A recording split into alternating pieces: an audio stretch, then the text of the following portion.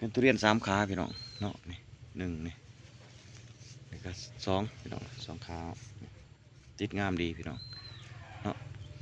นี่แหละพี่น้องเพิ่นว่าทุเรียนเสียบยอดมันบ่ใหญ่บ่สูงให้ผลผลิตดีก็คือ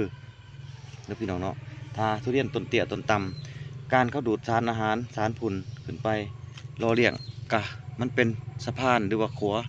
ที่ในหญ้าส่วงเจาะพี่น้องดูดขึ้นไปมันก็ได้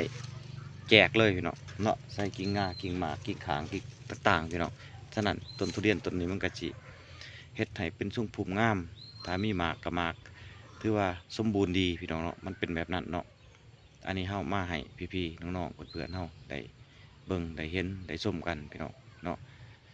แล้วก็มีหลายคนเพิ่นเคยเห็นทุเรียนเฮามันหมากเป็นต้นเตี้ยสาเหตุที่ทุเรียนเป็นต้นเตี้ยพี่น้องก็คือว่าเฮาเอายอดแก่พี่น้องยอดแก่ที่ว่าผ่านการเติบใหญ่ขยายตัวในขั้นตอนที่เป็นเบี้ยลูกเนาะแล้วก็เบี้ยสาวเนาะพี่น้องเนาะมาต่อ